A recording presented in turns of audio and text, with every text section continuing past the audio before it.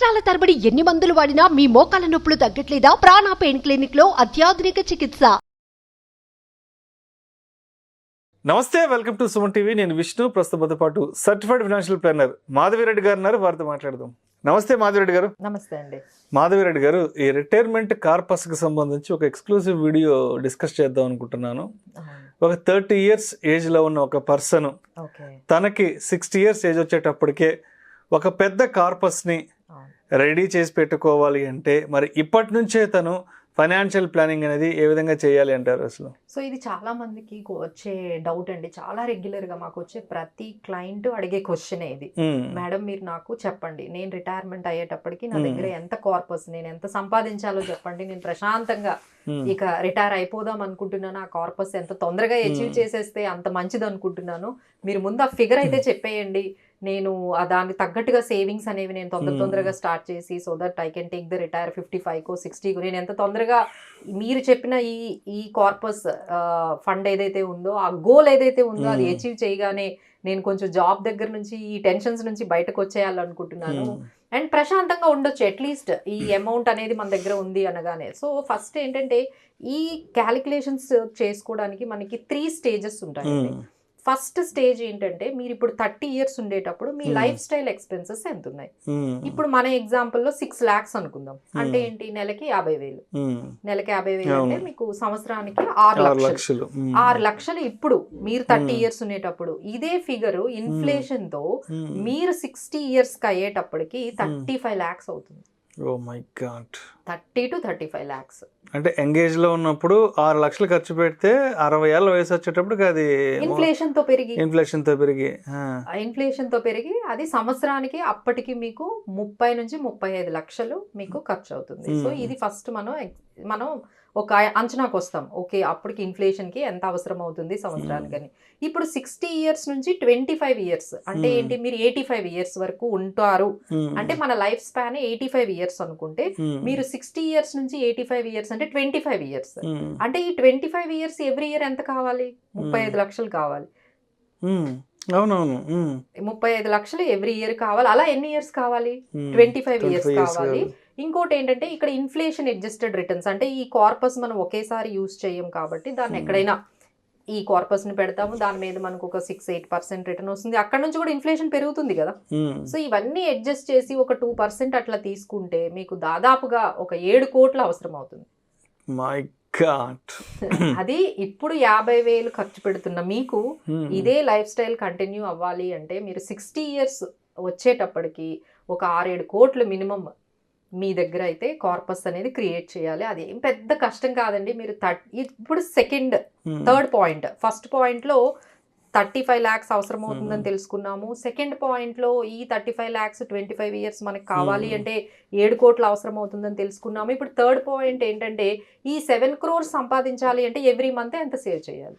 So simple అండి, ఒక 15,000 to 16,000 మీరు పర్ మంత్ మీరు సేవ్ చేసినట్లయితే నెక్స్ట్ 30 years లో అంటే ఇప్పుడు మీరు 30 years మీరు 60 years అయ్యేటప్పటికి మీకు ఉన్న టైం ఎంత, 30 years టైం. సో ఈ 30 years మీరు కంటిన్యూస్ గా ఒక 15,000 to 16,000 అమౌంట్ కానీ మీరు మంత్లీ సేవ్ చేసినట్లయితే ఈజీగా మీరు ఈ ఏదైతే కార్పస్ ఉందో దాన్ని అచీవ్ చేయొచ్చండి. ఇంకా సింపుల్ టర్మ్ లో అంటే ఇంత కష్టం లేకుండా మీరు చెప్పాలి అంటే ఇప్పుడు ఏదన్నా ఫిగర్ రానియండి, ఇప్పుడు 35 lakhs అవ్వనియండి, కొంతమంది 20 lakhs చాలు మేడం మాకు అనుకుంటే మల్టిప్లైడ్ విత్ 25 వేయండి ఏ ఫిగర్ వచ్చినా.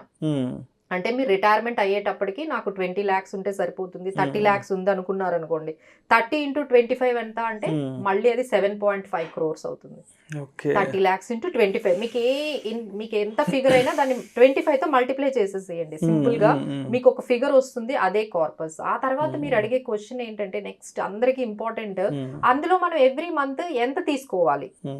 సో ఈ 7.4 crore లో దీన్ని రిటైర్మెంట్ రూల్ 4% అంటామండి. రూల్ 4% అంటే ఈ 7.5 crores మీద 4% మీరు కానీ ఎవ్రీ ఇయర్ దాని మీద వచ్చిన ఇన్కమ్ ని కానీ మీకు తీసుకున్నట్లయితే అది మీకు ఖచ్చితంగా ఆ 25 years కి మీకు సరిపోతుందండి. సో 4% అంటే మళ్ళీ అదే 7.5 మీద 4% అంటే మళ్ళీ అదే 30 lakhs వరకు మీకు వస్తుంది. సో ఇంత ఈజీగా ఉంటుందండి. So need not to worry. Problem ఏంటంటే మనం ఎర్లీగా స్టార్ట్ చేయం. అంటే 30 years ఏజ్ లో ఉన్నప్పుడు రిటైర్మెంట్ గురించి మాట్లాడితే మాట్లాడరు. ఒప్పుకోరు కదా, అరే ఇంకా 30 ఏళ్ళు ఉంది, అప్పుడు ఆలోచిద్దాము, అయినా ఇప్పుడు 30 ఏళ్ళ వయసులో అది అవసరం అది. కొంచెం చాలా అందరూ చేసే మిస్టేక్ ఏనండి. అసలు మనకి ఆల్మోస్ట్ మన ఇండియాలో 75% పీపుల్ రిటైర్మెంట్ కోసం ఐదర్ పిల్లల మీద కానీ లేకపోతే వాళ్ళు పేరెంట్స్ సంపాదించిన వాటి మీద కానీ ఆధారపడిన వాళ్ళే ఉన్నారు. Almost 50 to 60% people. అంటే ఎవరికి రిటైర్మెంట్ ప్లానింగ్ అనేది వాళ్ళ ఓన్ అనేది చేసుకోవటం లేదు. సో బట్ నా ఇప్పుడు 2 థింగ్స్ చేంజెస్ జరిగాయండి. ఒకటి, పిల్లల మీద ఆధారపడే పరిస్థితి లేదు, డిపెండ్ అయ్యేటట్టుగా మన సోషల్ సిచ్యువేషన్ అయితే లేదు. ఇంకొకటి ఏంటంటే మన పెద్దవాళ్ళు ఇచ్చిన ఆస్తులు కూడా అంత ఎక్కువగా మనకి కనిపించలేదు. కాబట్టి డెఫినెట్లీ మన రిటైర్మెంట్ ప్లానింగ్ మనం చేసుకుంటే మంచిదండి. మీ పిల్లల మీద కానీ మీ పెద్దవాళ్ళు ఇచ్చే దాని మీద ఆధారపడకుండా. So it's so easy. ఇప్పుడు మనం చెప్పిన దాని ప్రకారం మీరు ఒక 15,000 నుంచి 20,000 మీరు పర్ మంత్ నా రిటైర్మెంట్ ప్లానింగ్కి, నా ఫైనాన్షియల్ ఫ్రీడమ్ అని మీరు కానీ సేవ్ చేసుకున్నట్లయితే చాలా ఈజీ అండి. బట్ ఓన్లీ థింగ్ ఏంటంటే డిసిప్లిన్డ్గా కన్సిస్టెంట్గా ఎవ్రీ మంత్ సేవ్ చేయాలి. అండ్ ఇంకొకటి ఏంటంటే ఎర్లీగా స్టార్ట్ చేయాలి. మీరు 40 years స్టార్ట్ చేశారనుకోండి, 30,000 అయినా సరిపోదు.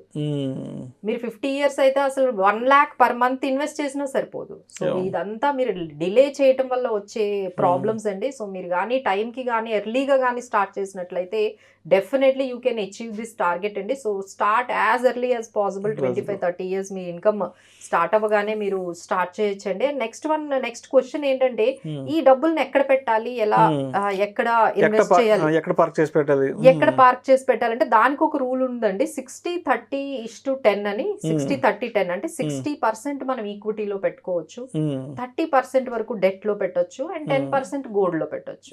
సో ఇలా మనం కొంచెం ఈ రూల్స్ ని అంటే ఒకేసారి అంటే మన చాలా మంది ఏంటంటే ఒక దాంట్లోనే ఎక్కువ పెడుతూ ఉంటారు. అంటే కొంతమందికి ఈక్విటీ ఇష్టం అయితే కంప్లీట్ గా ఈక్విటీలో పెట్టడము, స్మాల్ క్యాప్స్, లార్జ్ క్యాప్స్ వీటిలోనే పెట్టడం, బట్ డెట్ అనే పార్ట్ ని మర్చిపోతారు. సో ఇలా మార్కెట్స్ ఎప్పుడైతే పెర్ఫార్మెన్స్ చేయదో ఇలాంటప్పుడు డెట్ అనే పోర్షన్ అనేది చాలా అవసరం అండి. సో దానికి కూడా ఒక 30% 20% పెట్టండి. అలానే ఇన్ఫ్లేషన్ హెడ్జింగ్ గా గోల్డ్ ని కూడా ఒక గోల్డ్ ఈటీఎఫ్స్ కానీ మీరు యాడ్ చేసుకున్నట్లయితే దాన్ని ఒక 10% చేసుకోండి. సో ఫైనల్ గా మీరు ఇలా అసెట్ అలొకేషన్ చేసుకుంటూ రీబ్యాలెన్సింగ్ చేసుకుంటూ మార్కెట్ కండిషన్స్ ప్రకారం మీరు ఈ పోర్ట్ఫోలియోని మ్యాచ్ చేసుకుంటూ వెళ్ళారంటే మీరు డెఫినెట్గా మంచి కార్పస్ని అయితే మీరు క్రియేట్ చేయగలుగుతారండి. అసలు ఇంత టఫ్గా ఉంది ఇదంతా మా వల్ల కాదంటే చక్కగా ఒక ఫైనాన్షియల్ ప్లానర్ ని అప్రోచ్ అయితే వాళ్ళు మేము ఏంటంటే ఇది చాలా జనరల్గా చెప్పామండి. There are many other things. ఎందుకంటే మాకు every client challenging, every client డిఫరెంట్గా ఉంటారు. ఎందుకంటే ఆయనకి వేరే బాధ్యతలు ఉండొచ్చు, ఆయన హెల్త్ కండిషన్స్ డిఫరెంట్గా ఉండొచ్చు, ఆయన లైఫ్ స్టైల్ డిఫరెంట్గా ఉండొచ్చు, ఆయన గోల్స్ డిఫరెంట్గా ఉండొచ్చు. సో మీరు కంపల్సరీ మేము చెప్పింది ఓన్లీ జనరల్ ఎగ్జాంపుల్ ఎలా క్యాలిక్యులేట్ చేసామో చెప్తున్నామండి. బట్ మీరు మీ ఫైనాన్షియల్ ప్లానర్ దగ్గర మీ పర్టికులర్ ఈ విషయాలన్నీ మీరు వాళ్ళతో షేర్ చేసి మీకు ఇంకా ఎలాంటి చేంజెస్ కావాలో చేసి అప్పుడు ఫైనల్గా ఒక స్ట్రాటజిక్గా ఒక మంచి ప్లాన్ని క్రియేట్ చేసుకొని స్టార్ట్ చేస్తే you can have a very good retirement life అండి. Thank you so much Madhuri గారు. Thank you. సుమన్ టీవీలో మీ పర్సనల్ అండ్ బిజినెస్ ప్రమోషన్స్ కోసం కింది నెంబర్కి కాంటాక్ట్ చేయండి.